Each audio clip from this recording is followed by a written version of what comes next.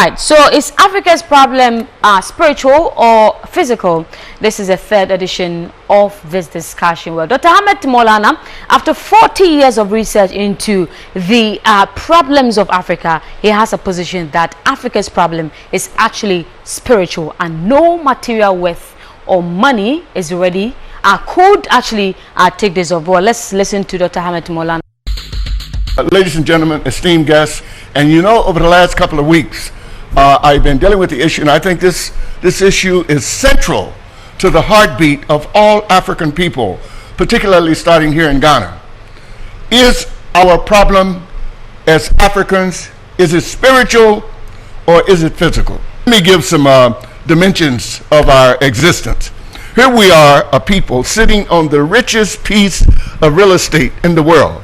We're sitting on gold, we're sitting on diamonds, we're sitting on oil, but yet we have to get Europeans or Chinese outsiders to come and tell us what to do. You go here, you go there, you do this, you do that. How do you explain that? That is one dimension. We are the only people in the world, the African, that do not see God Almighty in our own image. Right. Is that physical or is it spiritual? As a people, how can you not? I mean, your deity that you pray to, your deity that you revere, you know what I mean? How can you not see that deity in your own image? And that's why I say, I mean, we could go on and on and on. And I came to the conclusion some years ago, and I'm sharing this information now, because I truthfully believe, Howard, I am on to solving a serious problem that has bedeviled the black race for over 2,500 years. I'm not saying I'm the only one on the planet that has the answer, but I've devoted my life to bringing this truth. We have a mechanism within us called telepathy. You know telepathy? Yeah. In other words, telepathy is that we can send a message, we can receive a message, because it goes back to the very scientific principle under biochemistry of melanin. Melanin, all we see is the skin. The skin is either blackened, brown, or what. But underneath the skin, there is a fluid. And that fluid is called neuropeptide. And the foundational basis of that fluid, it has electromagnetism in it. It's a black fluid. And by virtue of that electromagnetism, it is capable of absorbing, if you will, the electromagnetic rays from the sun, not only to absorb them, and we have melanocyte cells. Melanocyte cells within the bloodstream. They're in the thousands all over us. And so those cells store the electromagnetic light, eons, you know what I mean? Ionization, like plants. Plants, photosynthesis. Plants are ionized. You know what I mean? They don't eat food, but they get their energy from the light. So I'm saying that we as African people, in the days of old when we were in control of ourselves, which we are no longer in control of ourselves now, we had this extra sensory perception where we were tuned directly into the universe with the Most High till we fell. I've said to you before, man and woman, we have two natures. We have the upper nature, which is called in Greco-Latin, sonum bonum, the highest good, meaning that we think 24/7 about God.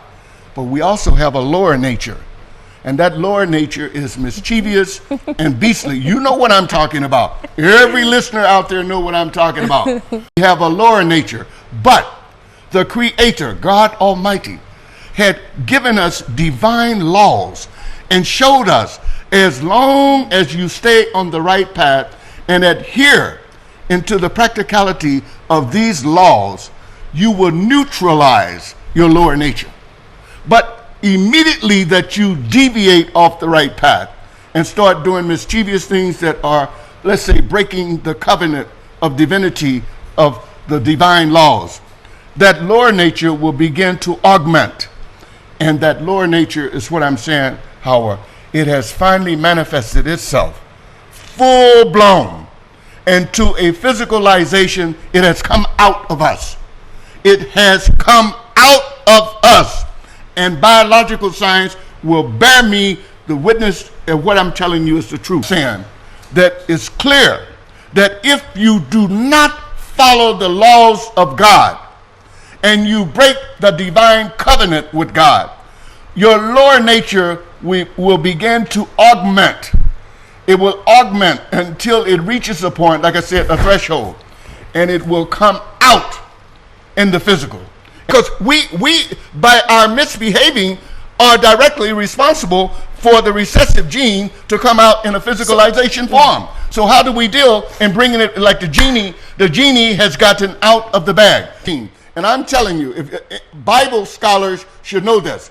What is in the spirit, it can be manifested into the physical. What is in the spirit can be manifested out into the physical. Kul faya kum. It can be done. Definitely. And I begin to get off the right path. The lower nature began to augment. Dominate. Yeah, it was a gradual. It didn't happen overnight. These things took hundreds, if not thousands of years. And then the lower nature at a given point in time manifested itself through the genome of the black woman and the black man. And what I am saying today, this is where we pick up in history for the first time of the Indo-Aryan white race coming on the planet. They come out of us, and biological science will bear me witness that I am telling you the facts in truth. Exactly. They come out of the gene of the black man and the black woman. So can this be reversed, Dr. Molana? It can be reversed. Le blanc est sorti du noir à la suite d'un processus d'adaptation à un climat froid. Et cela, tous les spécialistes aujourd'hui le savent dans leur fort intérieur, même s'ils ne le disent pas avec autant de netteté. It is very clear to all of the scientists involved in this field, even if they are only able to say it within themselves and unable to say it publicly, that the man that we know conventionally to be a white man evolved from a black man over a period of some 20,000 years of adaptation to a different climate. And if we are to say with any serenity, resting totally on scientific data, that is the conclusion that we must come to.